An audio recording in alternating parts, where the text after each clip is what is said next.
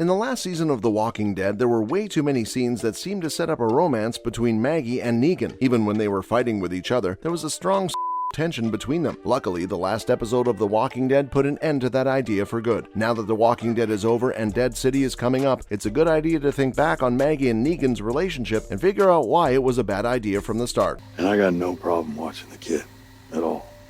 But Annie, my wife, is pregnant. We'll be back before you know it. Okay? The Walking Dead didn't follow through its Maggie and Negan romance. The Walking Dead put an end to any chance of Maggie and Negan getting together. After the Whisperer War, the idea of Maggie and Negan getting together seemed to be bubbling under the surface at the beginning of The Walking Dead Season 11. There were a lot of long pauses and longing looks in their conversations, which made people wonder if the show was going to turn their relationship on its head and force them to become lovers before the series finale. Also, the news of their spin-off show The Walking Dead Dead City caused a panic about the possibility of them getting together. Luckily, that didn't happen. The Rotten Core, the 14th episode of The Walking Dead's 11th season, pretty much ruled out any chance of Maggie and Negan getting together romantically, becoming friends with enemies, or getting along in any other way than the most basic way. Before, Negan came back with a mysterious woman named Annie. Annie was connected to the people who lived under Ian in the Riverbend apartment complex in some way. Negan and Annie had been living with these people, as shown in The Rotten Core, and they tied the knot, and now Negan was going to have a child. Annie confirmed that she knew everything about Negan's past wrongdoings and agreed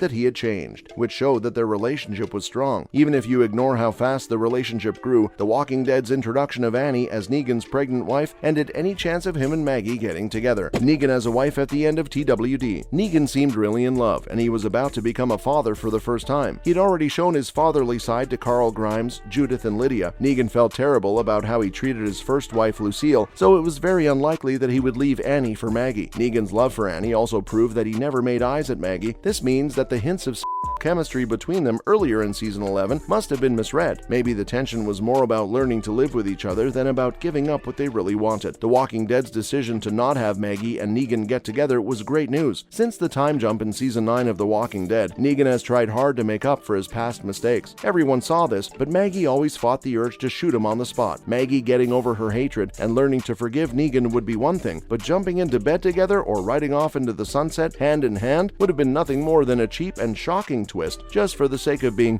cheap and shocking. Also, it would have been very unfair to Glenn, who was still a fan favorite. The Walking Dead seemed to agree with its viewers on this point, which was good. Has Maggie forgiven Negan? In the last episode of the series, Negan surprised everyone by giving Maggie one last thing, an apology. In Rest in Peace, episode 24 of season 11, Negan told Maggie that his near-death experience at Outpost 22 helped him understand how she felt, and that it made him feel bad. He said, "I was on the verge of losing everything, and I finally got what you must have been going through. I know I probably owe you more than this, but I'm so sorry from what I took from you. I took something from your son." Maggie didn't say yes or no to this apology. Instead, she picked up her gun and walked away, telling Negan to follow her. Maggie has come to the point where she doesn't actually forgive Negan, but she does accept that he's changed. Even though there's no chance of Maggie and Negan getting together, it can't be denied that their relationship was fun and interesting. Maggie made it clear in the last episode of The Walking Dead that she won't really forgive Negan for what he did to Glenn, but she still thanked him for apologizing. Maggie and Negan worked together to beat Pamela Milton in the last episode of the series, and Negan's apology set up their spin-off show, The Walking Dead Dead City, perfectly. Negan didn't do anything in the finale, but he and Maggie will get back together at some point in the next show. The Walking Dead did the right thing by putting an end to any chance of Maggie and Negan getting together early on, because that would have been a terrible way to ruin Glenn's memory. I'm hoping that Dead City won't put them together either. Next, what Negan's JG compass really means in the Walking Dead series finale. In the season 11 finale of The Walking Dead, Rest in Peace, when Negan gives Judith Grimes a compass with JG on its back, it has a deeper meaning. Negan has probably changed the most over the course of The Walking Dead, becoming the leader of the Saviors and swinging a bat in the explosive season 6 finale. Negan's character arc since then has seen him become a prisoner in Alexandria, a whisperer for a short time, and then a changed person by the end of Walking Dead season 11. Negan's relationship with young Judith Grimes is one of the best, and the last few seconds of The Walking Dead's last episode show how well it worked out. In Rest in Peace, the last episode of The The Walking Dead, the story jumps ahead 1 year. After the new governor of the Commonwealth, Ezekiel, gives a speech, Lydia gives Judith a package with her monogrammed compass and a letter from Negan. In the letter, Negan says that the compass has always helped him find his way, but he hopes that it can now guide Judith to her dreams. This compass has a special meaning in Negan and Judith's relationship, which goes all the way back to season 9 of The Walking Dead. The callback shows how much Negan has changed since the last time the compass changed hands, where Negan and Judith's compass comes from in The Walking Dead, also what Negan giving the compass back really means. Adaptation, episode 9 of The Walking Dead, is the first time the compass is seen. Negan tries to get away from prison by wandering around Alexandria after the door to his cell was left open. He stops by Judith's house first. Negan and Judith got to know each other well while Negan was in jail. Since maps are hard to find in the end of the world, Negan steals Judith's compass before making his escape. When Judith talks to Negan, she lets him go and gives him her compass just in case he gets lost. This makes the former bad guy feel something, and he decides to go back to Alexandria on his own. By giving the compass back to Judith Grimes at the end of Rest in Peace, Negan is telling his friend that he is no longer as lost as he was when he escaped prison at the end of season 9. Negan's journey to redemption in The Walking Dead has been a bumpy one. He met Annie, married her, and had a child with her. He then almost gave his life to save the Commonwealth prisoners. Finally, he told Maggie he was sorry for killing Glenn. Even though this doesn't lead to forgiveness, it does let both people move on. Negan's true redemption came to a head when he finally gave Judith's compass back to her. Even though the series finale of The Walking Dead doesn't answer a lot of questions, a lot of loose ends are tied before the show ends. The Walking Dead's ending doesn't say where Negan ends up living, but the compass shows that he still thinks about his friends in the Commonwealth communities and values his close friendship with Judith. In the Walking Dead spin-off The Walking Dead Dead City, which is coming out soon, Lauren Cohen will be back as Maggie and Jeffrey Dean Morgan will be back as Negan. For now though, the series finale of The Walking Dead has given the ex-savior something like a happy ending.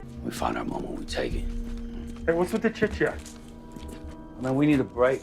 I've been doing this for a while now. We'll keep doing this for a while. As a bonus, The Walking Dead still has a Rick Grimes problem. After the end of season 11, The Walking Dead's flagship show ended with the Commonwealth arc, but the finale showed that the show still has a big Rick Grimes problem. Rick was written out of The Walking Dead in a shocking way in season 9, episode 5, What Comes After, when he gave his life to protect his community from a group of walkers. Rick lived, but no one in Alexandria knew it because he was flown to the Civil Republic military. Everyone else thought he had died. The Walking Dead has tried to fill Rick's role since he left by giving Daryl Dixon and Judith Grimes bigger parts, but Rick's absence has left a big hole in the show. Even though Rick Grimes has left the show, he is still by far the most popular character and the one that viewers care the most about. Even though he hasn't been seen in years, the end of The Walking Dead was still based on his brief appearance. Emotional points in the finale also had to do with Rick Grimes. Judith's story was similar to Rick's, and Daryl used Rick's leadership skills to stand up to Pamela Milton. Even though Rick is getting his own show, The Walking Dead and its other spin-offs are losing viewers, which shows that he is the main reason why people watch. Should The Walking Dead have followed through its Maggie and Negan romance? Comment below, guys. Unfortunately, guys, that is all the time we had for today. Make sure to like and subscribe to the channel. Till next time, cheers!